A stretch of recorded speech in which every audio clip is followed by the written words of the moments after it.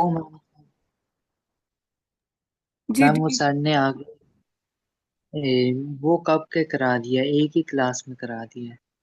Angular momentum भी करा दिया। सारा कुछ करा दिया। जी मैम। चले, मतलब जहाँ हमने इतने 2-3 दिन लगाए हैं, सर ने एक दिन में करवा दिया सब है। It's okay. जी मैम। It's fine. उन्होंने तो रिलेशन भी आगे करा दिया, टॉर्क और उसका एंगुलर मोमेंटम।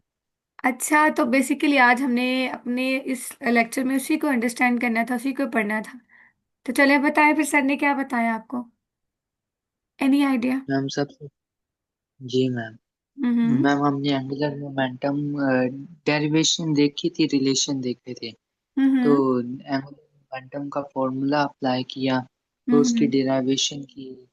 फिर हम्म। उसको मैम डेल्टा टी से डिवाइड करके फिर मैम हम्म। फॉर्मूला हमारे पास आ जाता है। उसको मैम जो फॉर्मूला आता है delta L over delta T, उसको मैम हम लोग डेफिनेशन के थ्रू मैम टॉर्क के इक्वल ले लेते हैं, और दूसरी साइड पर कंपोनेंट जो होता है ओके। डेल्टा ठीक है, मोमेंटम, फाइन। उसको फाइन मैम। फाइन। ओके बेटा, इट्स मीन कि आपको आता है वो वाला। चले, लेकिन फिर भी हम एक दफा गो थ्रू कर लेंगे, बाकी हम देखते हैं आज हमने नेक्स्ट क्या पढ़ना है। बेसिकली कल हम लोगों ने अपना टॉपिक स्टार्ट किया था एंगुलर मोमेंटम वाला, वो हम लोगों ने पढ़ लिया था।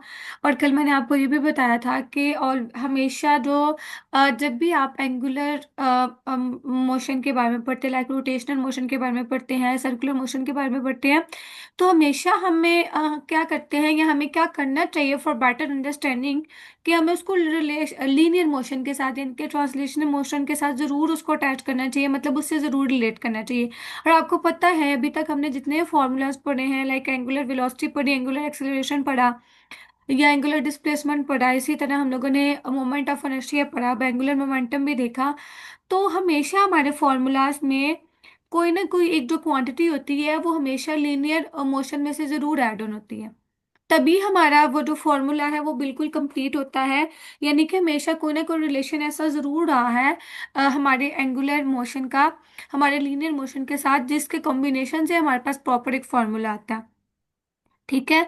तो इसी तरह से आज भी हम लोगों ने जब पढ़ना है एंगुलर मोमेंटम, जब हम लोगों ने कल पढ़ा, वैसे मोमेंटम क्या था, कल मैंने आपको इसकी शॉर्ट सी डेफिनेशन बताई थी।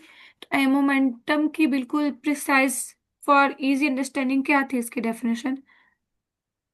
मैम मोमेंटम डेफिनेशन मैम तो नहीं पता मुझे, क्योंकि बुक पे नोट डाउन किया था। तो हम्म। मैम मोमेंटम ये पता है, momentum is equal to M V, mass. और जो हम्म। वेलोसिटी है वो ठीक है। मैम जितनी ज्यादा मास होगी उतनी ज्यादा हम्म। फिर वेलोसिटी भी होगी, तो मोमेंटम भी उनके सम अप में ही होगा। ठीक है, बिल्कुल सही है, आपने इसको डेफिनेशन से रिलेट करके बताया, लेकिन let me again you clear के वो ये है कि बेटा, कि मैंने आपको बताया था कि मोमेंटम बेसिकली हमारे पास बताता है कि how much quantity of motion an object है, यानी कि ऑब्जेक्ट के अंदर क्वांटिटी कितनी है, मोशन ऑफ क्वांटिटी कितनी है उसमें, लाइक अगर उसमें थोड़ी है या ज्यादा है। अब ये मास और वेलोसिटी पे किस तरह से डिपेंड कर रहे हैं, हम किस तरह से कह रहे हैं कि समहाउ ना ये भी होता है कि बेटा कुछ इसको वेलोसिटी के साथ रिलेट करते हैं कि लाइक स्पीड ज्यादा होगी तो इट मीन्स कि उसकी motion quantity quantity of motion ज्यादा है, या उसकी स्पीड कम है तो उसकी क्वांटिटी ऑफ मोशन कम होगी। नहीं, हमने मोमेंटम में पढ़ा हुआ mass and velocity, it means कि ये दोनों पर डिपेंड करता है। कैसे डिपेंड करता है, लाइक सपोज करें अगर आपके पास एक लाइटर मैस की बॉडी है, ठीक है, और उसकी स्पीड बहुत ही ज्यादा है, बहुत हाई स्पीड से मूव कर रहा है, उसको उसमें चेंज लेके आना या उसको स्टॉप करना फिर भी जो है ना हमारे लिए इजी है। लेकिन अगर एक हमारे पास मैसिव बॉडी है लेकिन उसमें स्पीड बहुत कम है, तो उसको स्टॉप करना हमारे लिए इजी होगा।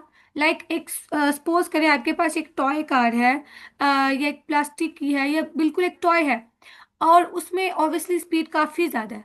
तो हम ये तो हमें एक सिंपल सी एग्जांपल ले रहे हैं, तो उसको स्टॉप करना क्या है हमारे लिए इजी है।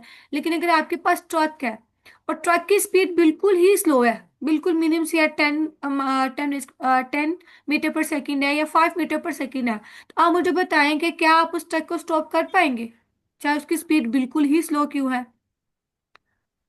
इट नो मीन कि मैम। हमारा जो मोमेंटम है वो बेसिकली ये होता है मैस और वेलोसिटी, बट ये हमें बताता है किसी बॉडी में मोशन कितनी ज्यादा है।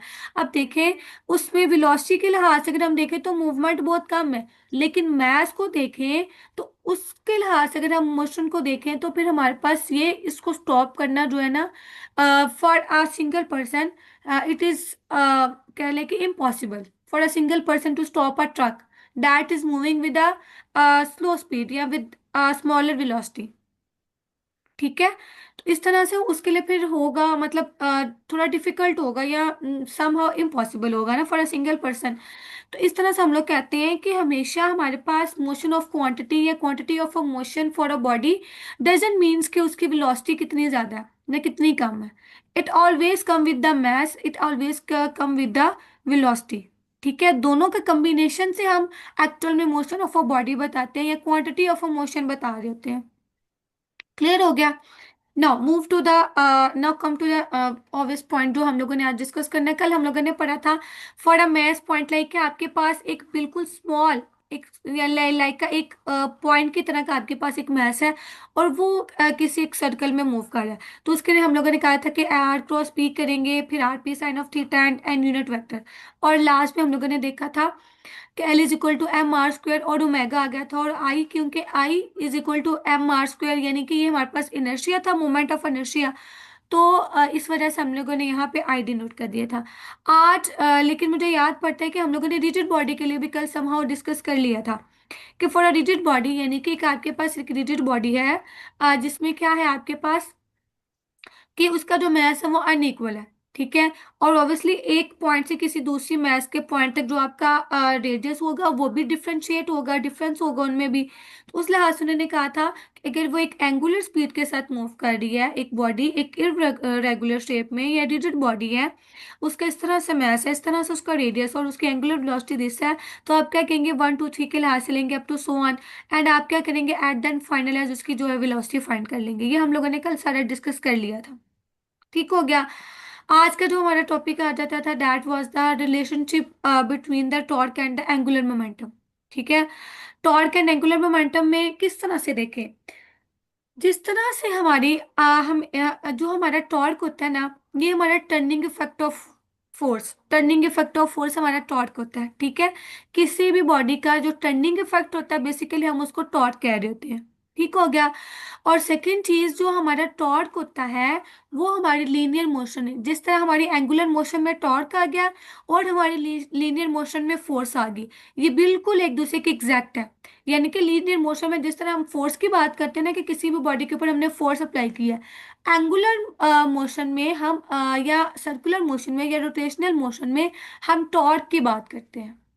ठीक है, सेम यानी कि टॉर्क बिल्कुल हमारे पास ऐसे ही है जैसे हमारे पास क्या है फोर्स। फोर्स का अपोजिट टॉर्क है, टॉर्क का अपोजिट फोर्स है। ऑपोजिट भी नहीं कह सकते लेकिन हम ये कह सकते हैं कि एंगुलर मोशन में या रोटेशनल मोशन में हम वही चीज टॉर्क के थ्रू बात करते हैं, और सिंपल मोशन में हम वही चीज को फोर्स कह रहे होते हैं। ठीक है, जिस तरह से पुश एंड पुल होता है किसी चीज का वो फोर्स होता है, इसी तरह किसी रोटेटिंग बॉडी में जो पुश एंड पुल है जिसकी वजह से बॉडी रोटेट करेगी अपने एक्सिस के अराउंड, वो हमारे पास टॉर्क हो जाएगा। ठीक है, अब हमारे पास ये चीज क्लियर आउट हो गई है। वेट फॉर अ सेकेंड बेटा, वेट फॉर अ सेकेंड।